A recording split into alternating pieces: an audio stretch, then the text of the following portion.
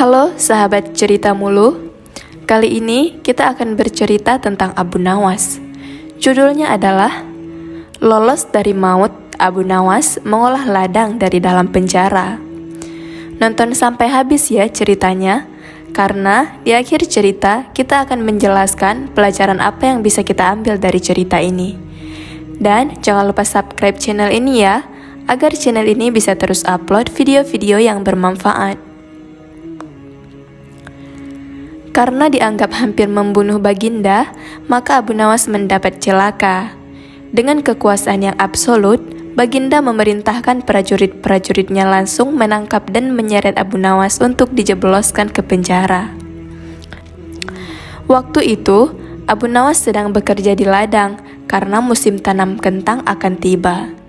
Ketika para prajurit kerajaan tiba, ia sedang mencangkul, dan tanpa alasan yang jelas mereka langsung menyeret Abu Nawas sesuai dengan titah Baginda. Abu Nawas tidak berkutik.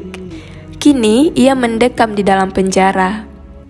Beberapa hari lagi kentang-kentang itu harus ditanam, sedangkan istrinya tidak cukup kuat untuk melakukan pencangkulan.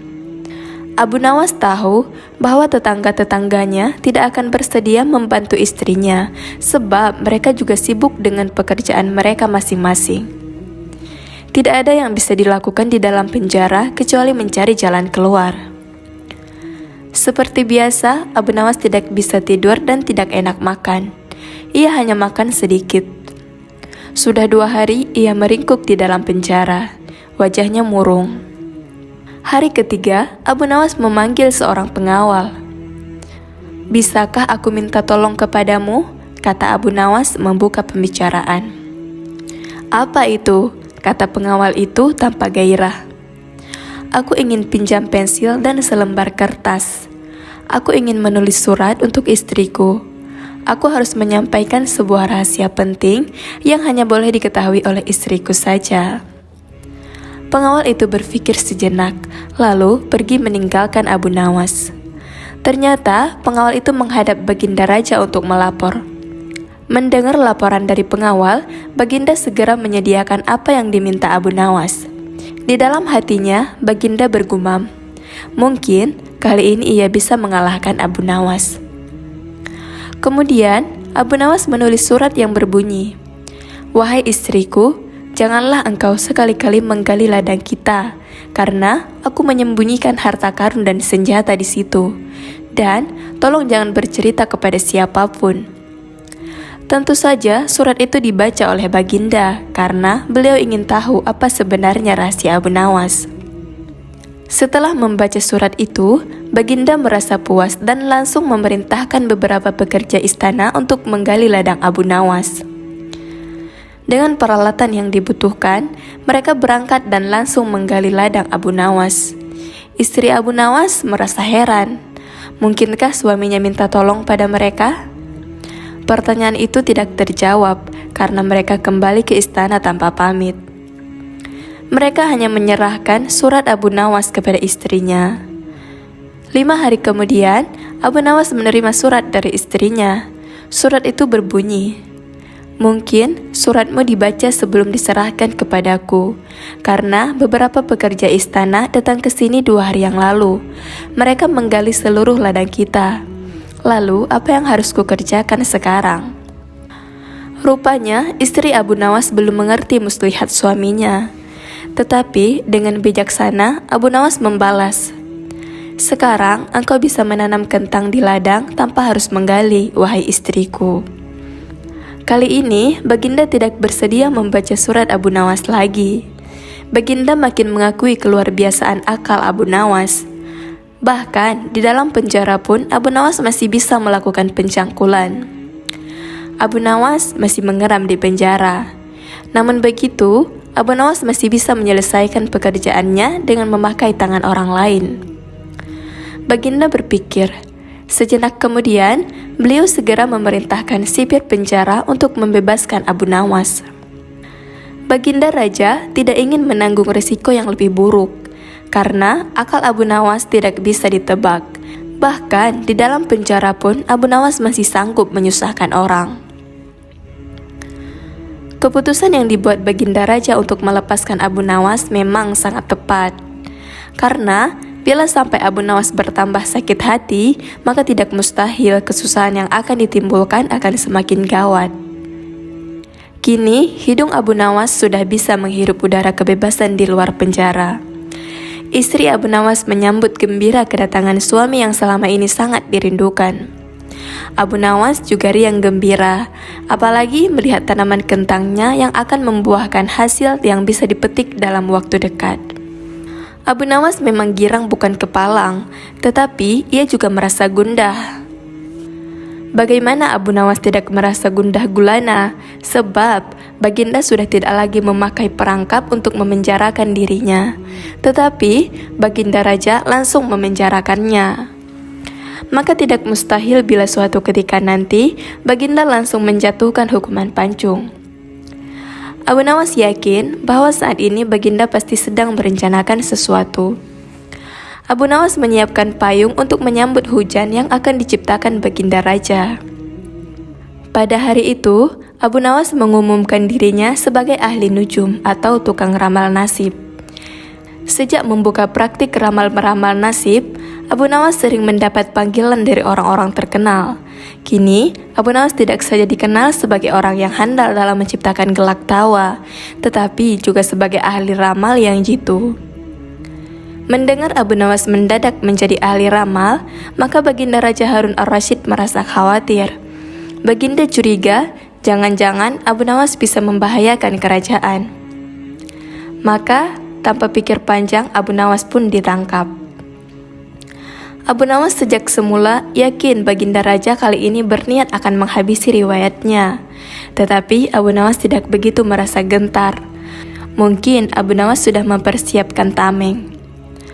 Setelah beberapa hari meringkuk di dalam penjara, Abu Nawas digiring menuju tempat kematian. Tukang penggal kepala sudah menunggu dengan pedang yang baru diasah. Abu Nawas menghampiri tempat pemenggalan dengan amat tenang. Baginda merasa kagum terhadap ketegaran Abu Nawas.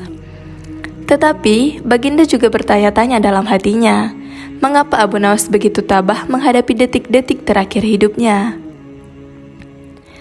Ketika Algojo sudah siap mengayunkan pedang, Abu Nawas tertawa-tawa sehingga Baginda menangguhkan pemancungan.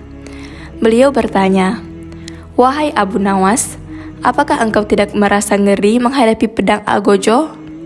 "Ngeri, tuanku yang mulia, tetapi hamba juga merasa gembira," jawab Abu Nawas sambil tersenyum. "Engkau merasa gembira?" tanya Baginda kaget. "Betul Baginda yang mulia, karena tepat 3 hari setelah kematian hamba, maka Baginda pun akan mangkat menyusul hamba ke liang lahat, karena hamba tidak bersalah sedikit pun," kata Abu Nawas tetap tenang.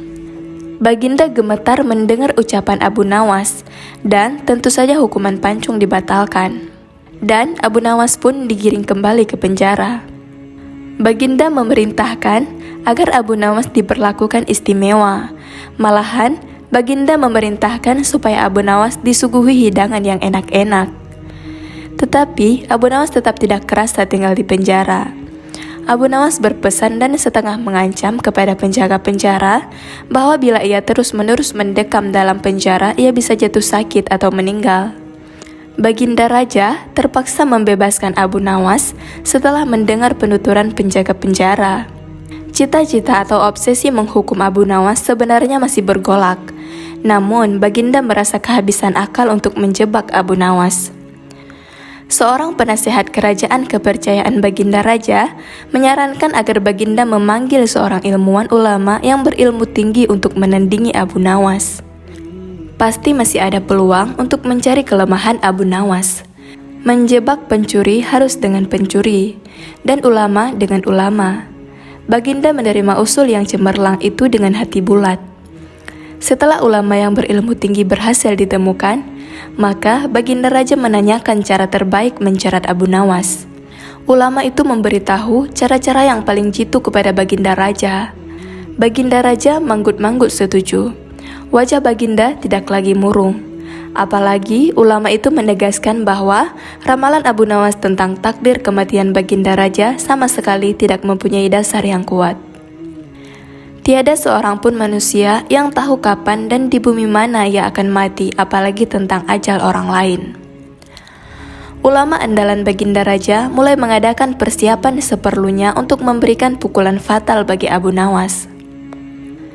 Siasat pun dijalankan sesuai rencana. Abu Nawas terjerembab ke lubang siasat sang ulama.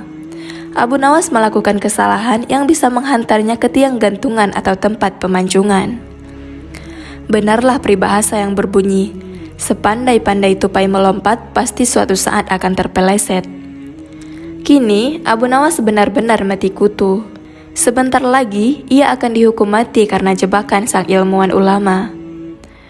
Benarkah Abu Nawas sudah keok? Kita lihat saja nanti. Banyak orang yang merasa simpati atas nasib Abu Nawas, terutama orang-orang miskin dan tertindas yang pernah ditolongnya. Namun, derai air mata para pecinta dan pengagum Abu Nawas tidak akan mampu menghentikan hukuman mati yang akan dijatuhkan. Baginda Raja Harun ar-Rasyid benar-benar menikmati kemenangannya. Belum pernah Baginda terlihat seriang sekarang. Keyakinan orang banyak bertambah mantap.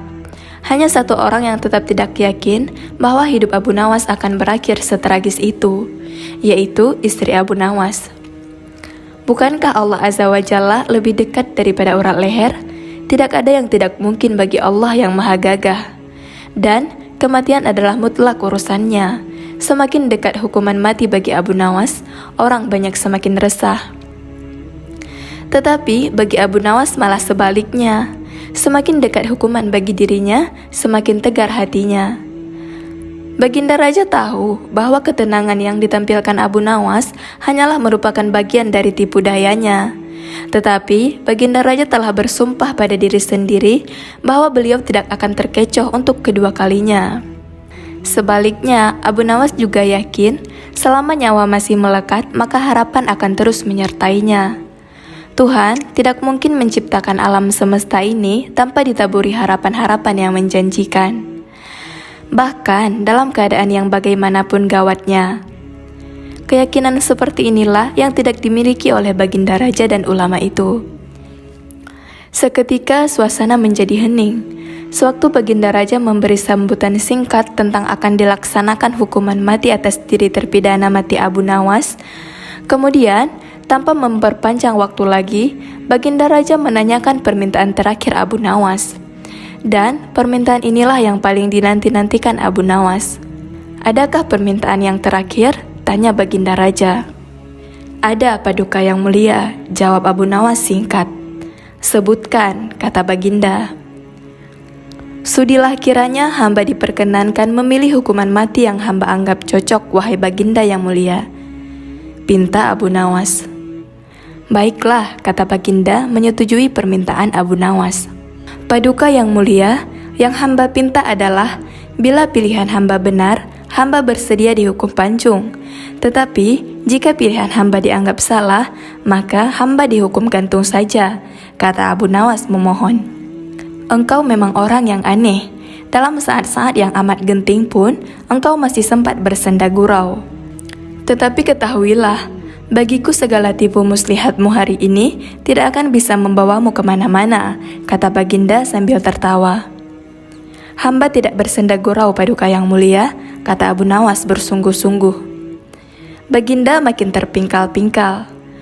Belum selesai Baginda Raja tertawa-tawa, Abu Nawas berteriak dengan nyaring, hamba minta dihukum pancung. Semua yang hadir kaget. Orang banyak belum mengerti mengapa Abu Nawas membuat keputusan begitu. Tetapi, kecerdasan otak Baginda Raja menangkap sesuatu yang lain, sehingga tawa Baginda yang semula berderai-derai mendadak terhenti. Kening Baginda berkenyit mendengar ucapan Abu Nawas. Baginda Raja tidak berani menarik kata-katanya karena disaksikan oleh ribuan rakyatnya. Beliau sudah terlanjur mengabulkan Abu Nawas menentukan hukuman mati yang paling cocok untuk dirinya. Kini, kesempatan Abu Nawas membela diri. Baginda yang mulia, hamba tadi mengatakan bahwa hamba akan dihukum pancung. Kalau pilihan hamba benar, maka hamba dihukum gantung. Tetapi, di manakah letak kesalahan pilihan hamba sehingga hamba harus dihukum gantung? Padahal, hamba telah memilih hukuman pancung. Olah kata Abu Nawas memaksa Baginda Raja dan ulama itu tercengang. Benar-benar luar biasa otak Abu Nawas ini. Rasanya tidak ada lagi manusia pintar selain Abu Nawas di negeri Baghdad ini. Abu Nawas, aku mengampunimu, tetapi sekarang jawablah pertanyaanku ini. Berapa banyakkah bintang di langit? Tanya Baginda Raja. Oh, gampang sekali tuanku, jawab Abu Nawas. Iya, tapi berapa? 100 juta? 100 miliar? Tanya Baginda. Bukan tuanku, cuma sebanyak pasir di pantai, jawab Abu Nawas. Kau ini, bagaimana bisa orang menghitung pasir di pantai? Jawab Baginda Raja. Bagaimana pula orang bisa menghitung bintang di langit? Kata Abu Nawas. Baginda tertawa ngakak. Kau memang penggeli hati, kata Baginda. Kau adalah pelipur laraku.